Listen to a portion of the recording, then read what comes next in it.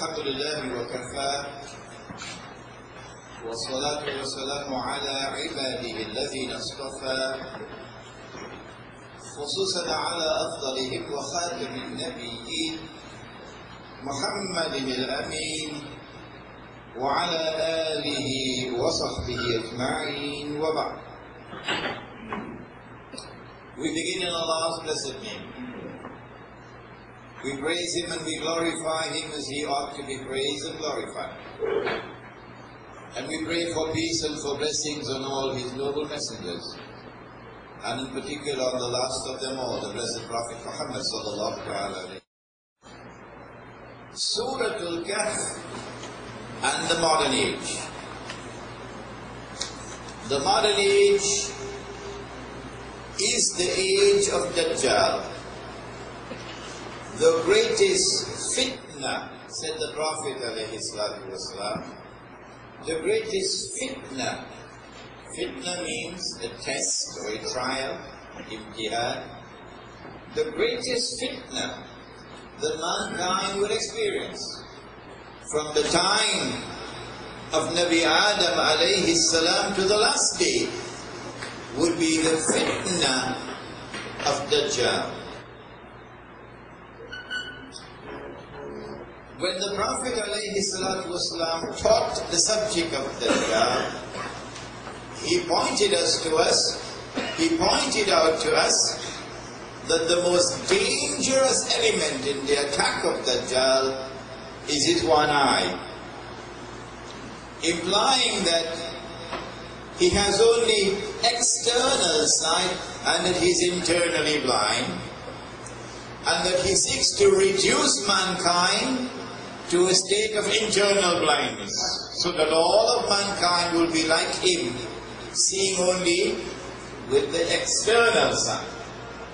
The Prophet ﷺ went on to point out that Dajjal comes with two things. What are they? Ready?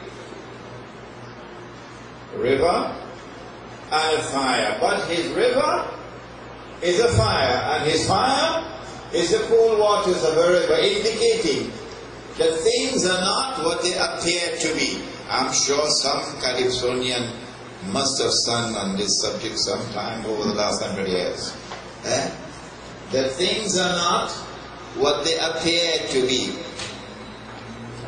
That appearance and reality were completely opposite to each other. And if you see with only one eye, you will make your judgment based only on the external appearance.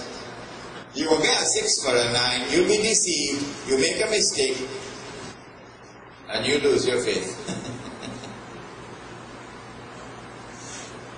Those who see with one eye are people who do not recognize Allah.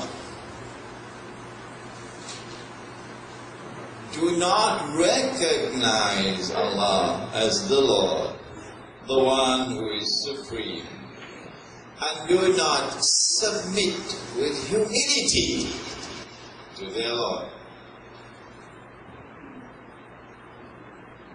Musa alayhi salam made the mistake. He said, yes, I am the most learned of all men.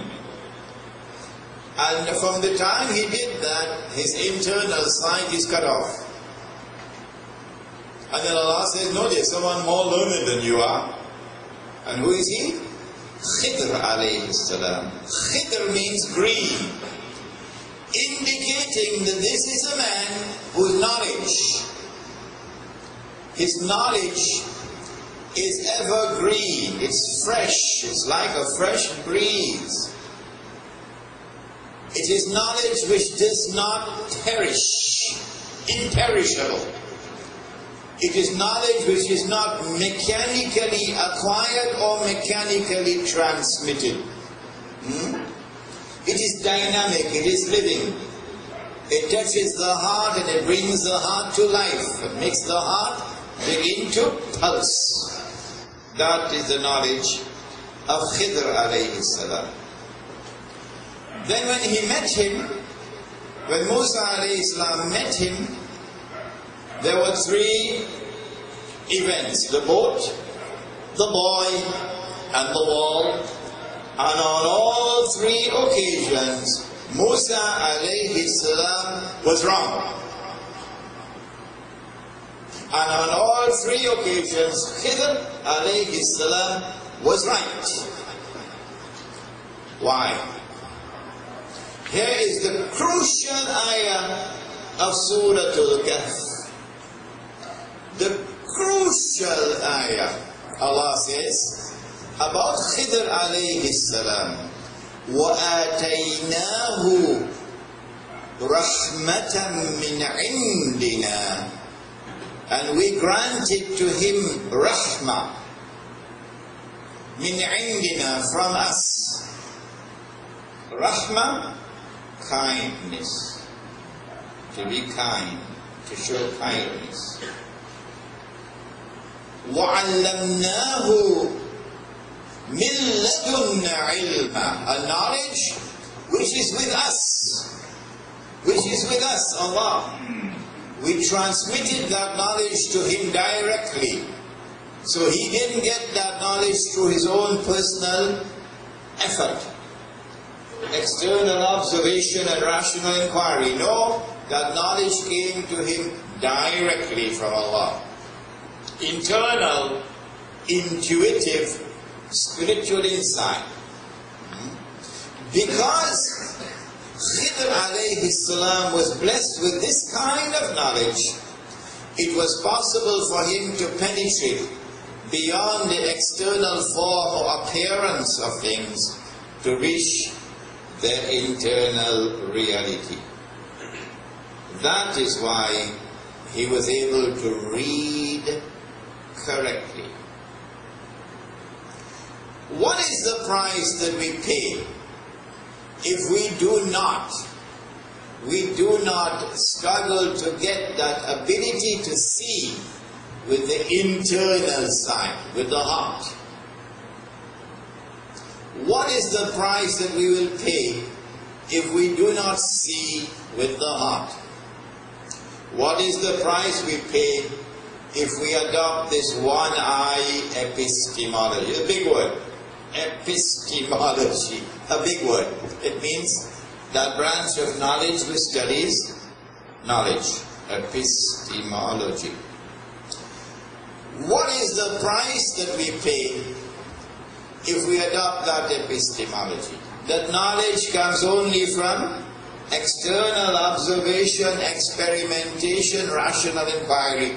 Knowledge does not come from internal spiritual insight. The answer is, now listen carefully, this analysis actually comes from my teacher, Maulana Fadl Rahman Ansari Rahimahullah. I'm just telling you what he taught us now.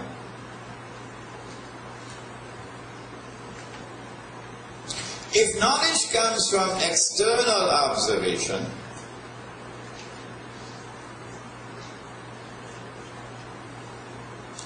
then only that can be known which can be observed. Let's repeat that. If knowledge comes only from external observation, then only that can be known which can be observed.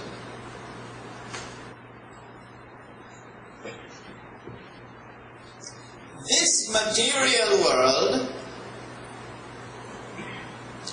is the only world that we can observe. Hence, it's the only world we can know. Let's repeat that. This material world is the only world we can observe. Hence, it's the only world we can know of our own effort.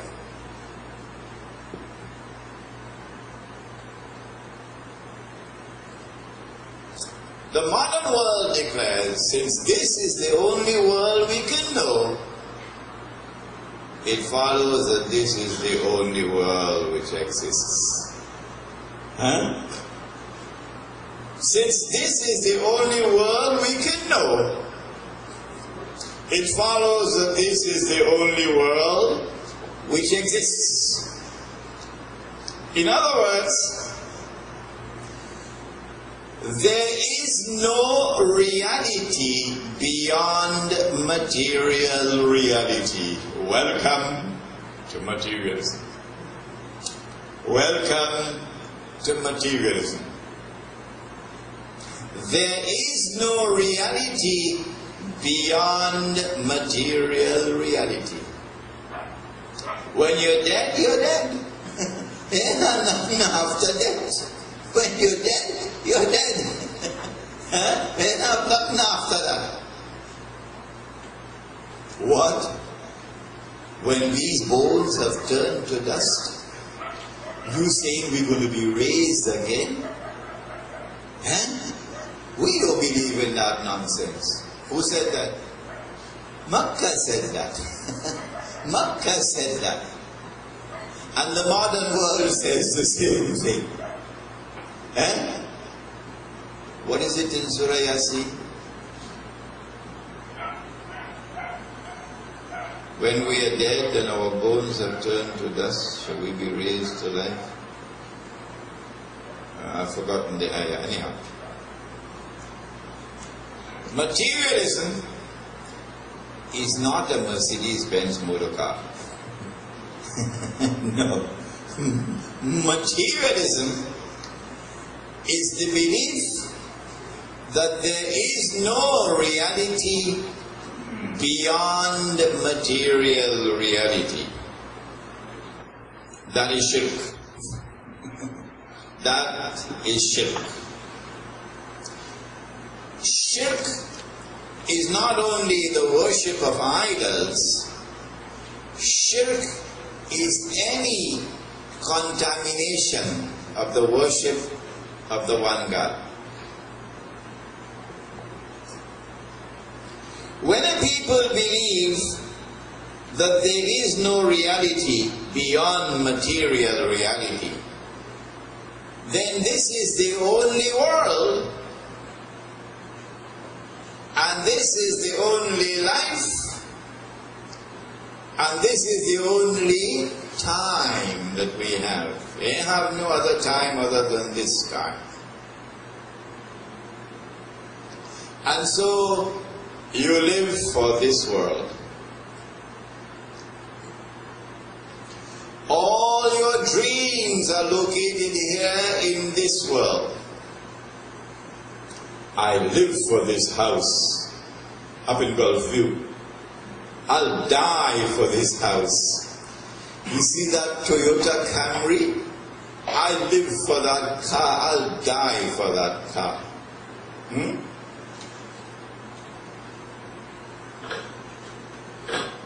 When we were children growing up, they taught us qasida means song. Qasida, song. They taught us a qasida in the Urdu language that they brought with them from India.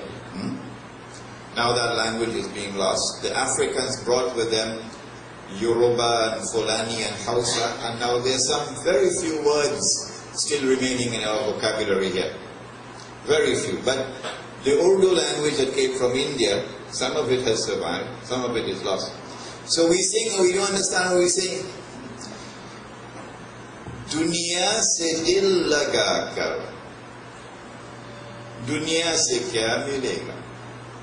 If you give your heart to this dunya, what does the dunya have to offer that will remain, that will abide? What's name? Everything comes and goes. Everything perishes and passes away. Kullu man alayha fan. Everything will perish and pass away, says the Quran. Dunya se dil laga kar, dunya se kya milega? What does the world have to offer that will abide? Nothing. Yade khuda ke ja, give your heart to Allah, tujhko khuda milega. You will get Allah. If you give your heart to Him, you get His love. you'll get his protection, you'll get his blessings. And so, Surah Al-Kahf now comes to teach, with yet another story, to teach the implications of the embrace of materialism. And I think you and I will agree that we live in that age today when materialism has embraced all of mankind. Illa ma sha Allah. Illa ma sha Allah means except those whom Allah has chosen to protect. Materialism has embraced all of mankind. Illa ma sha Allah. The story in Surah Al-Kahf is in your handout. وَضْرِبْ لَهُمْ مَثَلًا رَجُلَيْنِ. Tell them the story of the two men. جَعَلْنَا لِأَحَدِهِمَا جَنَّتَيْنِ مِنْ أَعْنَابٍ. We gave to one of these two men wealth. He was a rich man. He had 2 gardens. And in these gardens were, I think the correct pronunciation is vineyard. A vineyard could have grapevines, for example. وَحَفَفْنَهُمَا مِنْ نَخْلٍ. And in the gardens there were also date palms. وَجَعَلْنَا بَيْنَهُمَا زَرْعًا. Zara could mean corn, it could mean wheat, it means grain. Fields of grain. وَكَانَ لَهُ ثَمَرٌ. And these gardens produced their crop. وَكَانَ لَهُ ثَمَرٌ. Let me see you.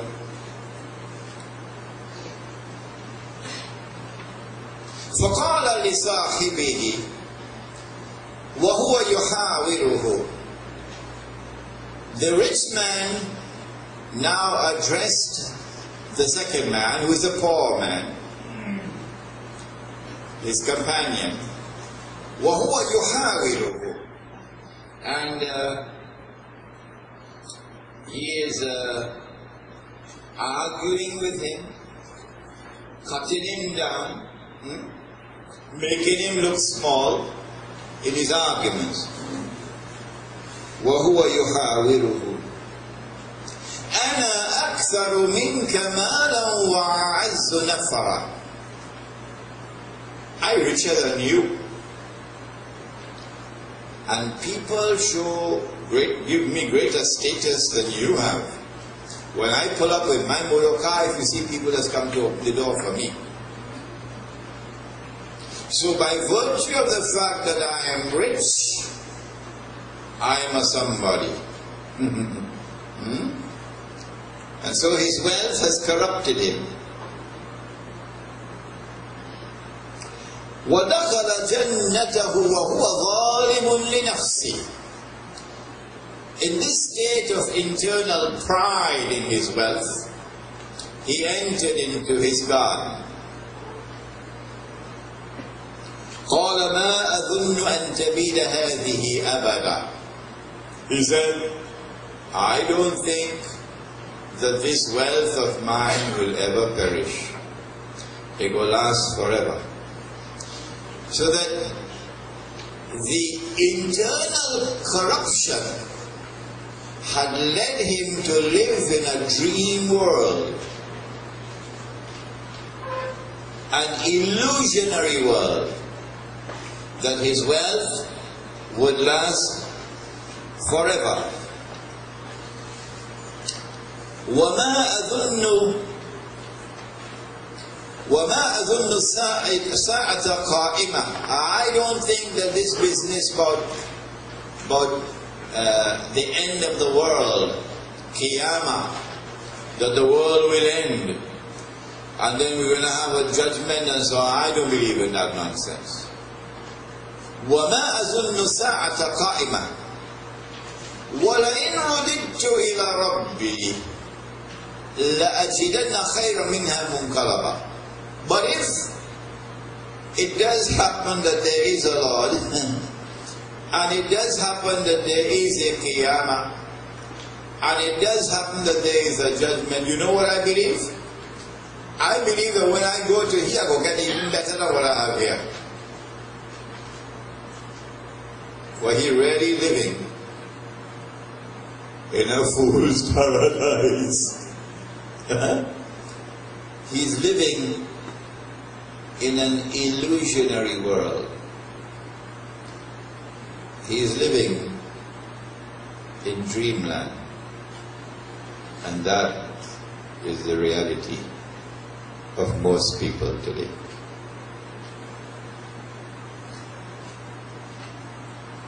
قال له صاحبه وهو يحاوره. The poor man, the companion, the second man, now takes on the first man and responds. He argues with him. أكفرت بالذي خلقك من تراب ثم من نطفة ثم سواك رجل. Will you deny, will you reject belief in He who created you from dust and who then created you from a drop of sperm and who then fashioned you in the way in which He fashioned you? Look at just at your fingertips and you will see the perfection of His fashion. Will you reject this?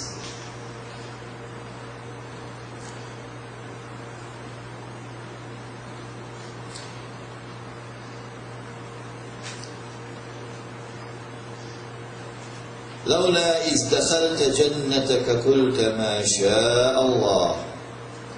Why did you not, when you entered into your garden, or the new house you built, and you're entering into this new house, or the new car you buy, and you're driving your new car, and you're so happy with what you have, why did you not say, ما شاء الله لا قوة إلا بالله?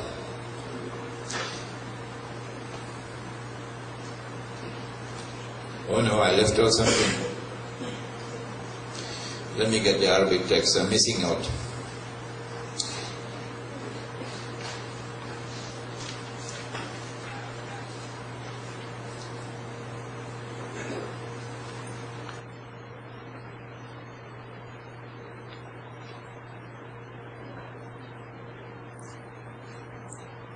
قال له صاحبه وهو يحاوره أكفرت بالذي خلقك من تراب ثم من نطفة ثم سواك رجلا لكن هو الله ربي ولا أشرك بربي أحدا.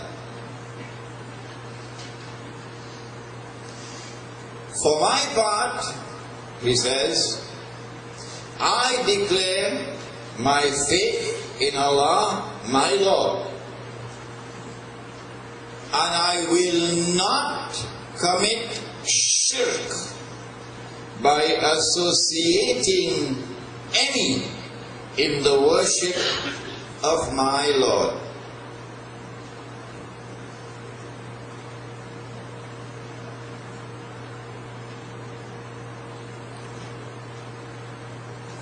ولولا إذ دخلت جنتك قلت ما شاء الله.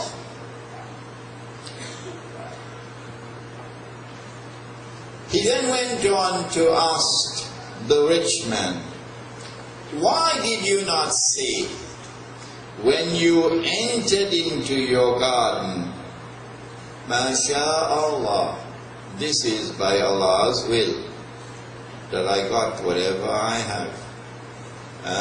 The job I have, the house I have, the car I have, the wife I have, all of these things, whatever wealth I have, MashaAllah, it is by Allah's will. La quwwata illa billah. There is no power but with Allah. In tarani ana aqalla minka malan wa walada. If you want to measure me to see what is my worth, yes, I have less wealth than you. I have less sons than you, less family than you. I have the status that you have in respect of wealth or in respect of family. فَعَسَى رَبِّي أَن يُؤْتِيَنِي خَيْرًا مِنْ جَنَّتِكَ. But take warning that my Lord can give to me that which is better, something which is better than your garden. وَيُرْسِلَ عَلَيْهَا حُسْبَانًا مِنَ السَّمَاءِ فَتُصْبِحَ صَعِيدًا زَلَقًا. And Allah can take away what you have. He can destroy your garden with thunderbolts from heaven, and He can reduce your garden to sand. So take warning.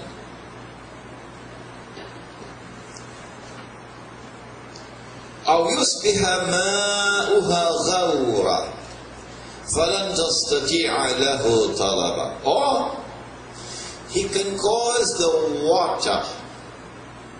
Did I mention there was a river running between? No, I forgot that. If that is the problem and you're only operating from your head and not from the text. Between the two gardens, Allah put a river in between. Allah can cause that water to disappear. The river could dry up. And if the river dries up, you have no water.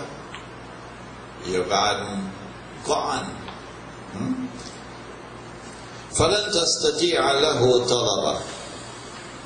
And when the water runs off, the water dries up, you will never be able to preserve your garden. It will perish.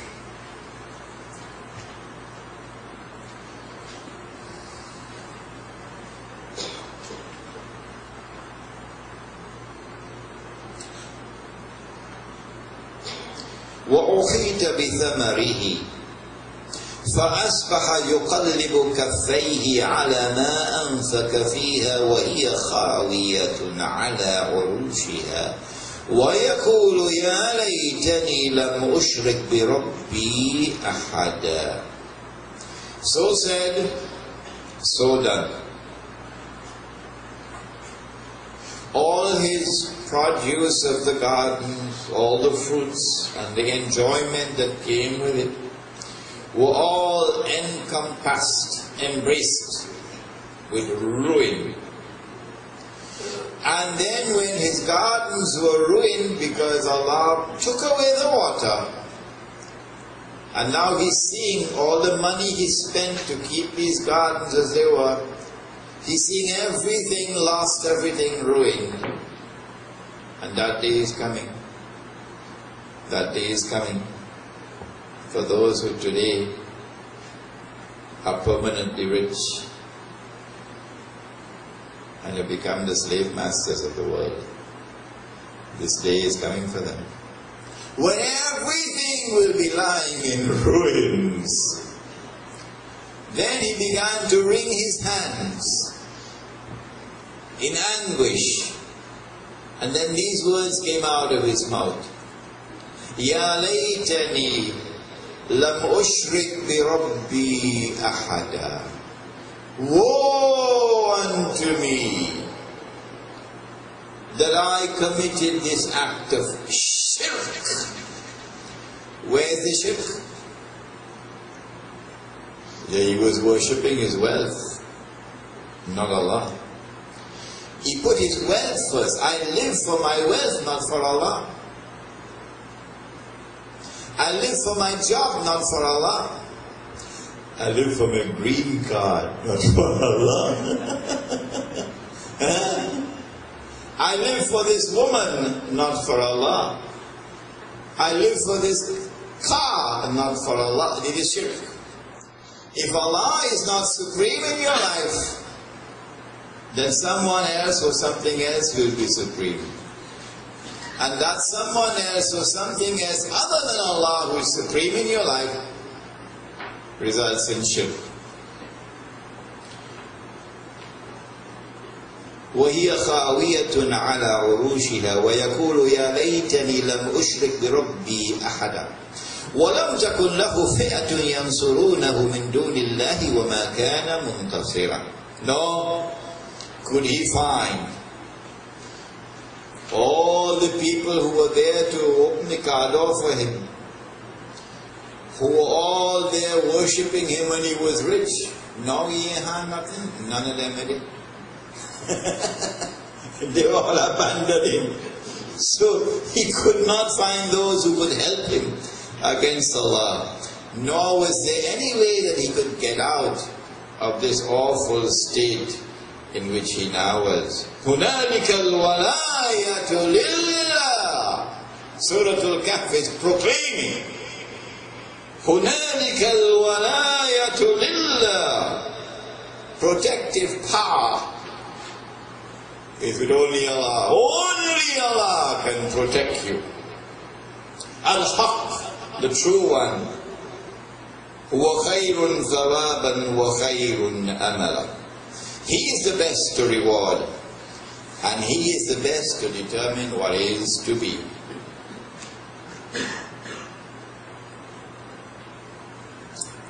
And so what happened was that wealth corrupted him.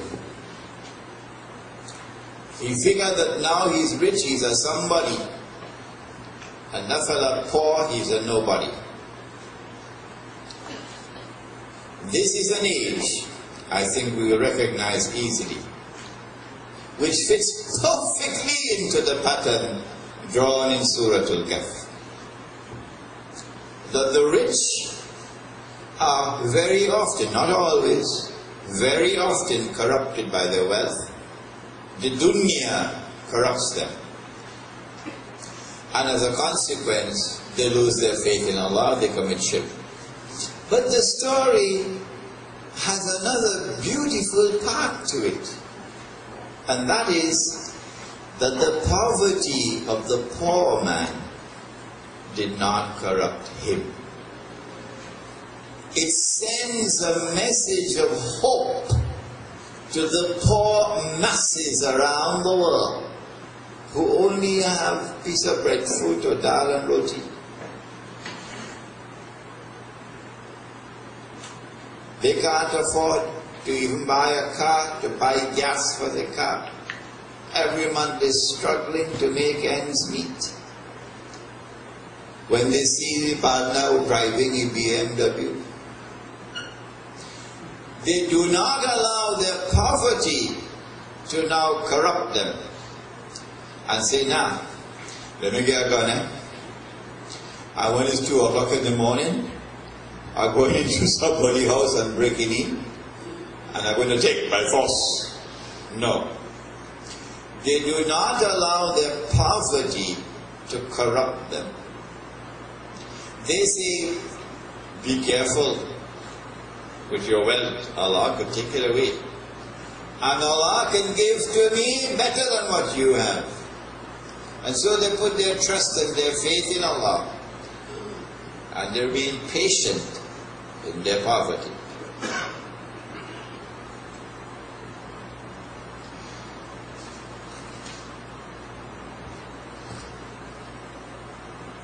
Whenever we take Allah out of our life, we commit shirk. This is materialism, where we do not recognize a reality beyond material reality. Now we come to the really serious part of the subject. The modern world has taken Allah out of the political system. Because we were born in it. We've lived all our life in it. And it has been embraced by all of mankind, illa ma sha Allah. We stop thinking about it critically. And so we are unable to recognize the shirk in the political system. Since there is no reality beyond material reality, it's only this dunya, nothing else beyond this. It means that there is no sovereignty located with Allah. Sovereignty is now down here in the state. Supreme authority is no longer recognized with Allah. Supreme authority is now located here in the state. The supreme law is no longer Allah's law. The supreme law is the law of the state.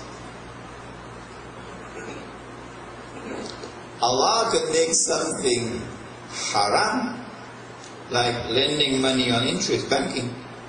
Allah could make it haram, but we could make it halal. We could legalize it. The modern state is a secular state.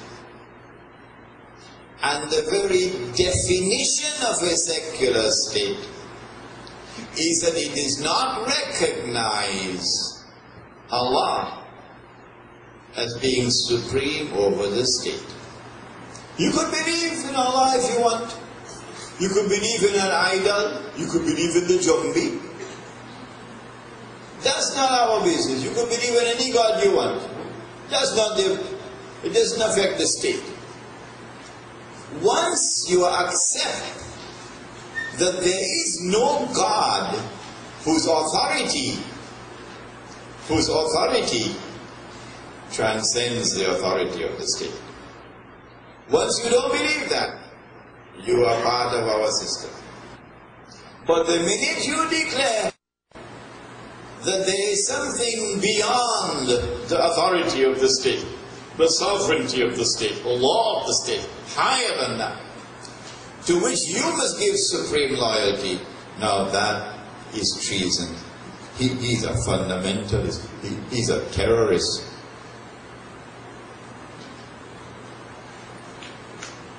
And so we accept the political implications of materialism. We accept the modern secular state. That is shirk. When the state makes halal what Allah made haram, is that also shirk? Like it was in the 60s, I believe. The PNM government brought state-sponsored lottery to Trinidad. And there were some Muslim ministers in the cabinet. I said, we are voting on that.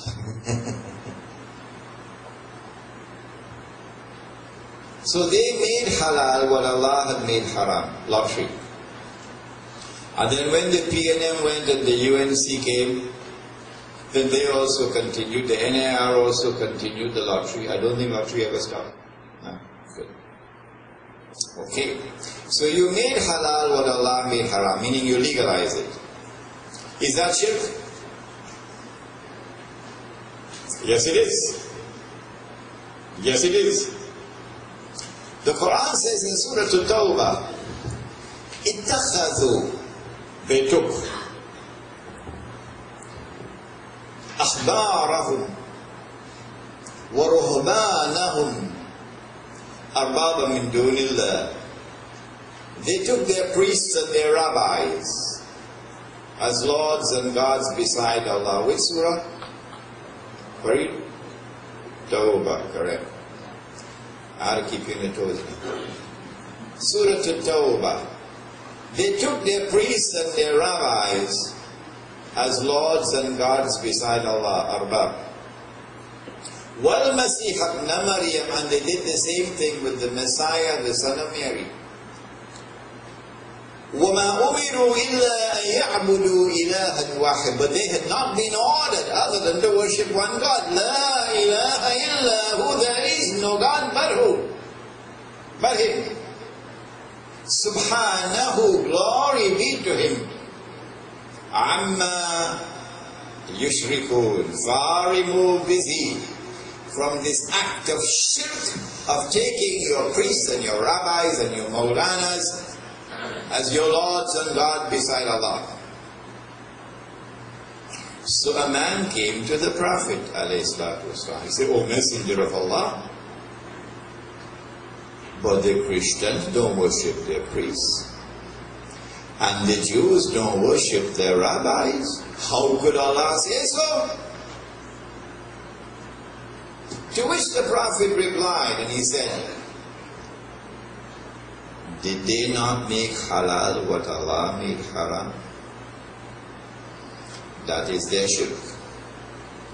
And did the people not follow them in it? That is their shirk." My question is, if it is shirk when the priest and the rabbi make halal what Allah made haram, then would it not be shirk when the government do the same thing? Huh? Yeah, okay. Nobody differs. So this government committed shirk when it made halal what Allah made haram. And you know it committed shirk. This one. The PNM or the UNC or the whatever it is. And then election come. And you went and you dipped your finger. You dip your finger. In other words, you are saying, this stain on my finger is the proof that I recognize these people as fit to rule over me. A people who have committed shirk. So you follow them into the shirk.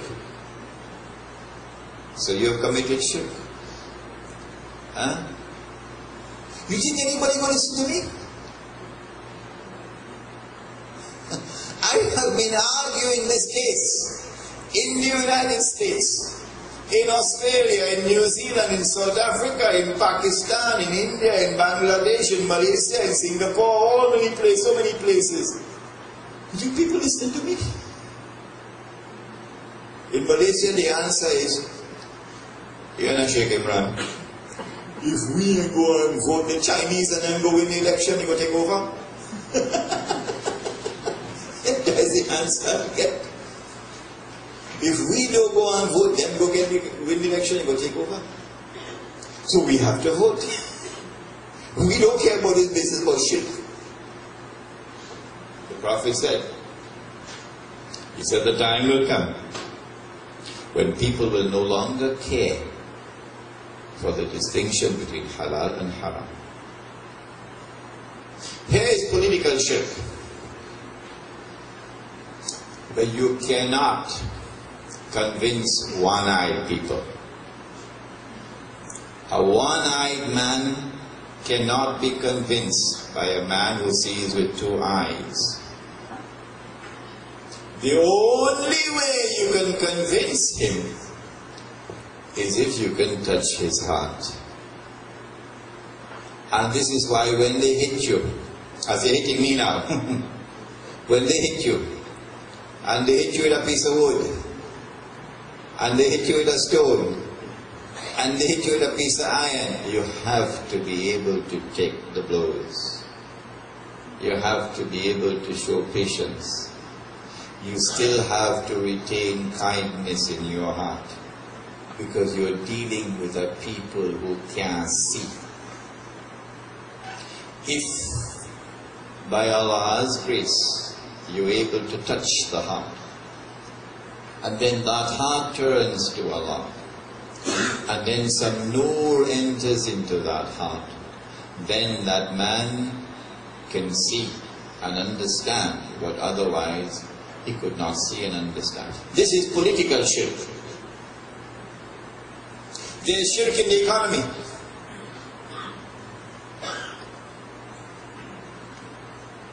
Riba. And you say, well, I see nothing wrong with the banking system, man. What are you talking about? You can't just have people lending money and not getting something in return for lending the money. And if you want to borrow money, you have to pay a price for the money. Huh? So banking is something we have to live with, and we don't see anything haram in it. From the time you accept in principle that it is permissible for money to be lent on interest, you have made halal what Allah made haram. Around the world today, the economy around the world, except in the most remote villages, the economy around the world is based on riba. And the Prophet said, alayhi salatu wasalam, that the age of Dajjal will be the age of kathratul riba.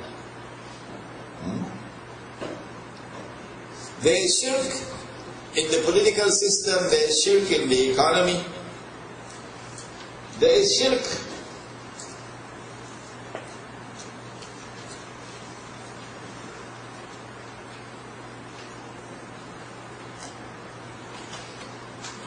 the man was suffering with his heart, and he got a heart attack, and they put him in an aeroplane and they fly him to New York, Mount Sinai Hospital in Manhattan. He had a heart operation, transplant, and after some time the man come back home and he looking good. So he said, you know, if I didn't get that operation, I would be dead. Huh? If they didn't take me to that hospital, I would be dead. If I didn't go to that doctor, I would be dead. If I didn't have this medicine, I would have been dead. Huh? If they didn't have that piece of equipment, I would be dead.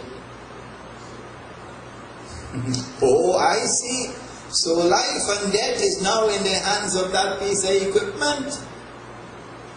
Not Allah's hands. Life and death is now in the hands of that hospital. Not Allah anymore. Life and death in the hands of that doctor. Not Allah anymore. This is not to say that a Muslim should not make use of the benefit of medical science. Not at all. But at all times, we must remain firm in our conviction. Life and death are in Allah's hands. A student of mine, about 3 years ago, it was Christmas time, December, in Manhattan, winter time, and I'm delivering a lecture in a masjid in Midtown, Manhattan. In the middle of the lecture, telephone call come. Tell Sheikh Imran, interrupt his lecture, come straight to the hospital. The student is in the hospital. So I went to the hospital. He was on some life support system. The doctors eventually, after a few hours, they came to us and they said to us, we would like to suggest that the machine be turned off because we don't think that there is any hope left for him.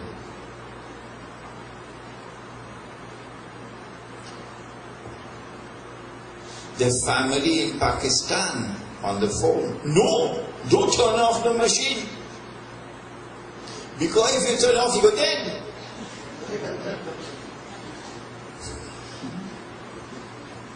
So I spoke to the wife. I said to her, if your husband is to die, the machine can't keep him alive. And if your husband is to live, turning off the machine ain't gonna kill him. Do you believe that, sister? She said, yes. I said, tell the doctors to turn off the machine. The man died a couple hours before. And his chest was only popping up and down. He died long. A few hours ago he died. The hospital making more money, you see. The minute you believe that life and death is located in some doctor, or some hospital, some operation, instead of Allah, you commit shirk. I've given you 3 examples already.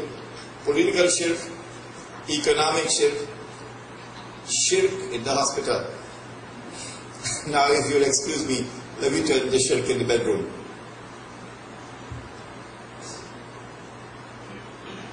And this one you must have the courage to take it on. You must have summon the courage to be able to teach this subject. Shirk in the bedroom. When Allah subhanahu wa ta'ala sent down the revelation for the fast of Ramadan, prior to this we were fasting in accordance with the law of the Torah, which was from sunset to sunset. No food, no drink, you could not go to your wives. But this was difficult for us, to stay away from our wives during the night time. Then Allah responded, and He sent down the revelation. And He says, أُحِلَّ لَكُمْ, it is now halal for you. لَيْلَةَ الصِّيَامِ, during the nights of fasting. رَفَثُوا إِلَى نِسَائِكُمْ, to go to your wives. هُنَّ لِبَاسٌ لَكُمْ, they are your garments, make you comfortable. وَأَنْتُمْ لِبَاسٌ لَهُنْ, and you are the garments, or their garments. You make them comfortable. عَلِمَ اللَّهُ, Allah knew. عَلِمَ اللَّهُ أَنَّكُمْ كُنْتُمْ تَخْتَانُونَ أَنفُسَكُمْ. Allah knows what you used to be doing secretly when you were supposed to be staying away from Him. فَتَابَ عَلَيْكُمْ, Allah has now turned towards you mercifully. You could have heard those people saying, we get away. فَتَابَ عَلَيْكُمْ, Allah has turned towards you mercifully. وَعَفَى عَنْكُمْ, and Allah has forgiven you. فَالْآنِ, and so now, بَاشِرُهُنَّ, you are now permitted to embrace them during the nights of fasting of Ramadan. بَاشِرُهُنَّ, but when you embrace them, وَابْتَغُوا مَا كَتَبَ اللَّهُ لَكُمْ. Now when you embrace them, seek for what Allah has written for you. So Allah does the writing.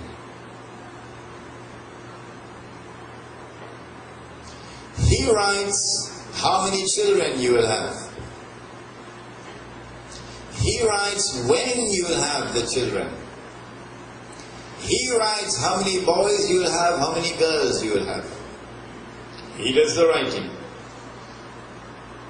The modern world of shirk says, no, husband and wife must sit down together and decide. Well, here now, sweetheart, I think we will have the first child 3 years from now, okay? And then take a little breeze off now for another 3 years. And then we will have the next child. And now you can actually make order that when you want a boy, you decide you want a boy and doctor. You decide which one you want. Tomorrow, if you want blue eyes, you have blue eyes. And then when you have had the required number that you want, you decide, hey, close up shop. Yeah, that's it. No more.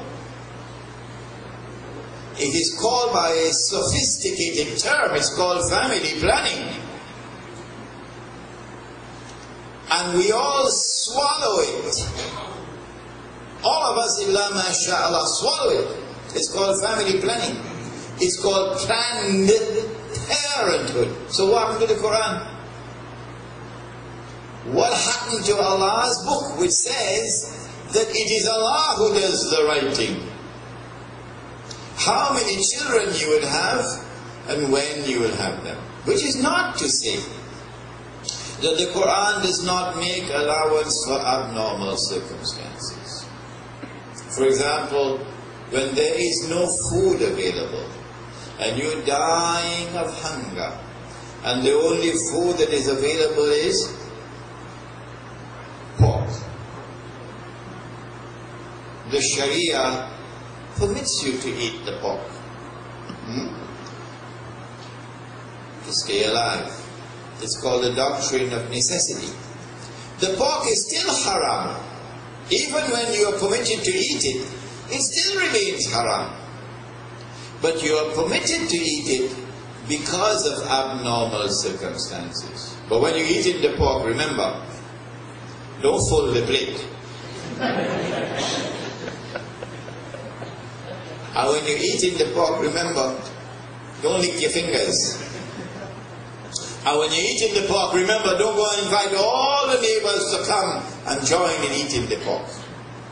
Which is what's happening in North America. They say we invoke the doctrine of necessity because that's the only way you can buy a house with a bank loan and interest. Invoking the doctrine of necessity. So they fill the plate with pork. They buy the biggest house they can buy. And when they're eating the pork, they're licking their finger. We love this house we have bought with a bank loan and interest. And when they're eating the pork, they invite all the neighbors, come now, we have Quran Kwani. Buy a house. So everybody come and they're reading the Quran now. Okay, buy a house in riba. As Islam in North America. If a woman's life would be endangered with pregnancy, then the doctrine of necessity permits you to take steps to try to prevent pregnancy. But even when you take these steps to try to prevent pregnancy because of the danger to her life, you still declare, oh Allah, I am doing this. But if you have written a child, nothing I can do can prevent it. So here's shirk in the bedroom, shirk in the hospital, shirk in the market, and shirk on election day. But the only ones who will recognize this shirk are the ones who are able to penetrate beyond the external form to reach the internal substance of things.